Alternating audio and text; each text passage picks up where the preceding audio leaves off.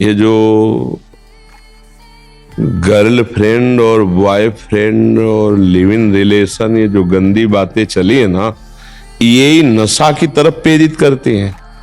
व्यभिचार में सुख है नहीं, पर उसको जब सुख रूप में भोगने की प्रबल लालसा होती है तो उसे व्यसन का आश्रय लेना पड़ता है, मानसिकता को मदांध करने के लिए।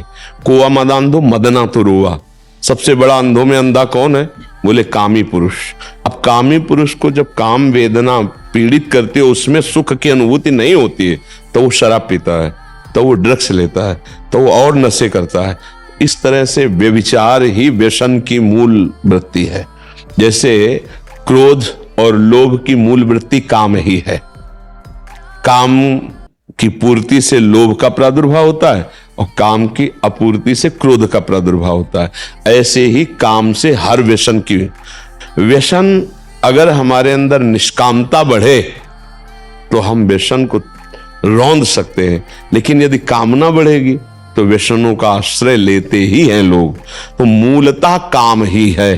काम कामना वासना मनते अति करी दूर, तभी हर व्यसन पर हम अपने शासन कर सकते हैं। तो ये काम जो है, ये अज्ञान के कारण जो हम इसे छूट देते हैं, इसका चिंतन करते हैं, ये हम पर हावी होता है, वो चिंतन हमारे लिए बहुत दुखद होता है, उसी के लिए व्यसन बनता है। ध्यायतो विषयान पुंसात् संगास्तेषुपजायते संगात् संजायते कामः कामात् क्रोधो विजायते क्रोधात् भवति सम्मोहः सम्मोहात् स्मृति विभ्रमा स्मृति भ्रंशात् बुद्धिनाशो बुद्धिनाशात् प्रणश्यते।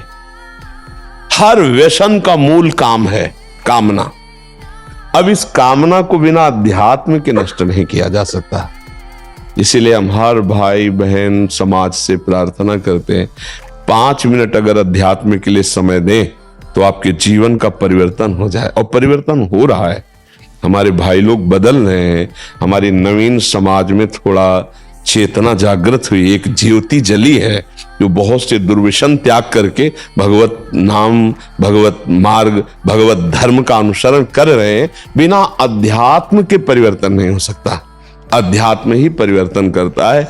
यदि माता पिता थोड़ा सहयोग करें, नए बच्चों को बैठाल करके थोड़ा धर्म शिक्षा अध्यात्म की देना शुरू करें, कुछ मिनट नाम जपवाना शुरू करें, आहार शुद्धि की तरफ, आचरण शुद्धि की तरफ उनकी जागृति करें, तो हमारा समाज सुधर सकता है। नहीं तो काम भोग, काम कामना वासना, ये सब मिटिया मेट करता चला जा रहा है समाज को, और लोग समझ नहीं पा रहे। तो मोबाइल का दुरुपयोग, कुसंग, आहार विहार गलत, तो इसमें माता पिता थोड़ा सहयोग करें, बच्चों को अध्यात्म की शिक्षा दे। नहीं आता अध्यात्म का ज्ञान, तो अध्यात्म के हमारे भारत देश में एक से एक उद्भट विद्वान हैं, एक से एक ब्रह्म ऋषि हैं, एक से एक महात्मा है, उनके वचन सुनाए जाएं तो ही परिवर्तन हो सकता है। अन्यथा ऐसे ऐसे लोग आते हैं कि हमें आश्चर्य होता है। अभी एक कल आए थे, मात्र 6 महीने से सत्संग सुन रहा हूं, 35 वर्ष की गंदी आदत सब छोड़कर आज मैं राधा राधा जप रहा हूं, और तब मैं आपके पास आया हूं कि अब मेरा क्या होगा, अब आगे का निर्देश कीजिए। तो देखो, अध्यात्म में आए हो हमारे पास बाद में, पर सुधर पहले गए। हमें लगता है यदि सत्संग सुनाया जाए, बच्चों को बैठ करके धर्म की शिक्षा दी जाए, उनको बताया जाए कि ये व्यभिचार बहुत बड़ी हानि है, ये व्यसन बहुत बड़ी हानि है, ये गंदी बातें हैं, तो समाज हमारा सुधर सके। आजकल माता पिता को फुर्सत नहीं अपने मनोरंजन से। सही बात मानिएगा, बच्चे कहाँ जा रहे हैं कोई मतलब नहीं है।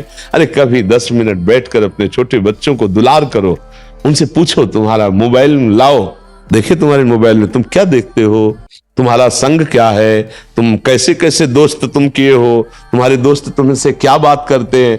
मित्र की तरह जब उनसे बात करो, और उनकी गंदी बातों में उनको डांटो नहीं, उनको प्यार से, ये गंदी बात है, इसको छोड़ दो तुम, ये ठीक नहीं है, और उसको बचाओ। अब जैसे 12, 13, 14 यही वो रास्ता है जहां से भटकाव होता है या जहां से सुधार होता है। अगर इसे सुधार दिया जाए तो एक राष्ट्रभक्त हो सकता है, वो राष्ट्र की बहुत बड़ी सेवा करने। देखो अपने राष्ट्र में राष्ट्रपति इस समय एक देवी ही तो है ना, तो बच्चा हो या बच्ची, वो हमारे राष्ट्र के विशेष कार्य में आ सकती है, वो हमारे समाज के कार्य में आ सकती है। तो इसलिए माता पिता और गुरु तीन का अध्यात्म में बहुत बड़ा योग होता है। यदि सही माता पिता शिक्षण दे और सही धार्मिक गुरु मिल जाए तो किसी का भी परिवर्तन हो सकता है। अन्यथा अब समाज का जो स्वरूप है वो पूर्व जो भोगी देश हैं उनका अनुसरण किया जा रहा है। वहां के वस्त्र पहने जा रहे, वहां की चाल चलन सीखी जा रही। ये अपने देश में तो ऐसा नहीं। अपना देश तो धार्मिक देश है, पवित्र देश है। हमारे देश का अनुसरण बाहर वाले करते हैं धार्मिक। कहीं भी आप देख लीजिए, भारत की जो धार्मिक व्यवस्था है वो विश्व में ऐसी कहीं नहीं है। इसी का अनुसरण किया जाता है। विदेशी हम देखने को मिलते हैं कि वो चोटी रखा रहे हैं, वो धोती पहन रहे हैं, वो यज्ञोपवीत पहन रहे हैं। विदेशी लोग मर्यादा से रह रहे हैं।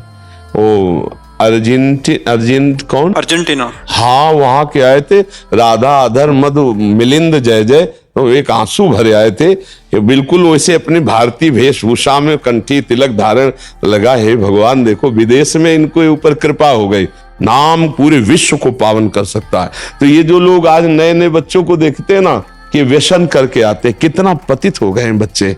अभी 18, 16, 17 के हैं। ये अवस्था व्यायाम करने की, ब्रह्मचर्य की, उत्तम विद्या अध्ययन करने की, अच्छे संस्कार की, सो गंदे आचरणों में फंस रहे।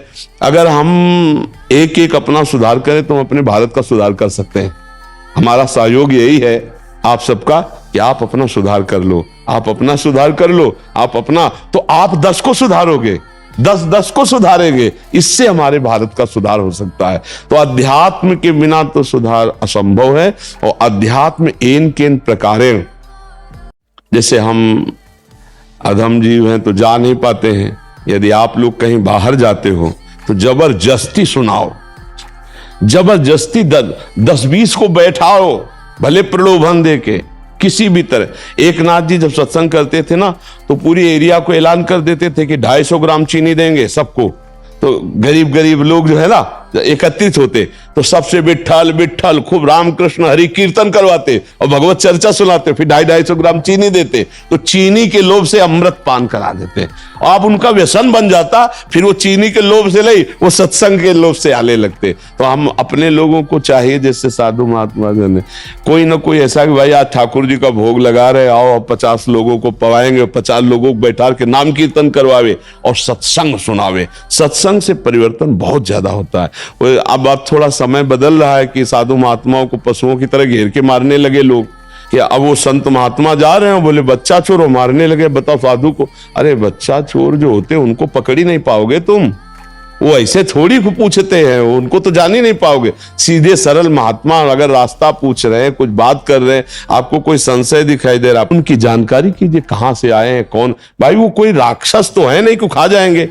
अच्छा, कोई उनके पास अस्त्र शस्त्र नहीं कि वो शूट कर देंगे। आप पुलिस बुलाओ, आराम से बैठ के गांव के पंचायत के लगवाओ, उनकी जानकारी ऐसे घेर के पशुओं की तरह। तो अब ये भी बहुत डर लगता है कि अगर संत गांव गांव जाकर उपदेश करे तो मारे ना जाए कहीं। नहीं, हमारे 4 संत हैं, जा बोले बच्चा चोर, अब बताओ क्या प्रमाण दें। वो संसार को बहुत विचित्र सब है, बचा के, अपने को बचा के, पर प्राणों की बाजी लगाकर अपने इस जगत रूपी ईश्वर की हम सहायता करें कि इनको भगवान का जस सुनाए, इनको सच्चा मार्ग बतावे। यही उपाय, आप संत, माता पिता, अध्यात्म, यही उपाय है जिससे हमारा समाज सुधर सकता है। और कोई हमें तो उपाय समझ में नहीं आया।